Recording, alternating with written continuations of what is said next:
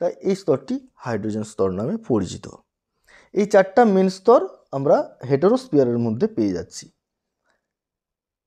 এখানে আমরা বায়ুমণ্ডল 0 থেকে 10,000 কিমি, আমরা জানি বায়ুমণ্ডল বিস্তৃত, যেটা পুরোপুরি চাদরের মতো বলতে পারি, বা পুরোপুরি একটা পৃথিবীকে আবরণের মতো আবৃত করে রেখেছে 0 থেকে একদম 10,000 কিমি পর্যন্ত। এখানে যে স্তরগুলো ভাগ হচ্ছে, অর্থাৎ বায়ুমণ্ডলের যে স্তর যদি ধরি, এগুলোকে উপস্তরও বলে। যাই হোক, বায়ুমণ্ডলের যে উপস্তর বা এই যে স্তরগুলো রয়েছে, সেটি 6টি স্তর রয়েছে। এগুলো প্রত্যেকের জানা রয়েছে, তবু আমরা এই জায়গাটা একটু আলোচনা করব। সর্বনিম্ন স্তর ট্রপোস্ফিয়ার, স্ট্র্যাটোস্ফিয়ার,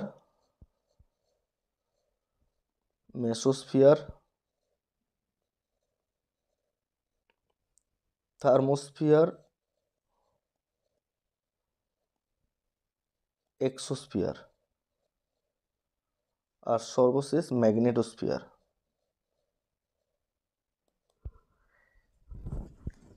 এই যে 6টি স্তর, এই 6টি স্তরকে আমরা একটার পর একটা আলোচনা করব। যেমন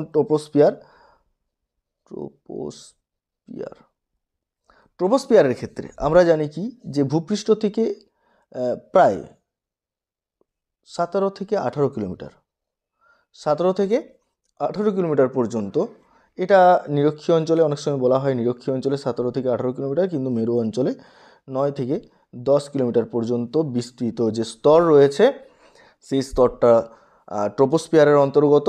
এবং এই ট্রপোস্ফিয়ারে দেখা যায় কি, প্রধানত যত উপরের দিকে ওঠা যায়, অর্থাৎ ভূপৃষ্ঠ থেকে যত উপরের দিকে আমরা উঠি, তত উষ্ণতা কমতে থাকে। প্রতি কিলোমিটার 6.4 ডিগ্রি সেন্টিগ্রেড হারে উষ্ণতা কমতে থাকে।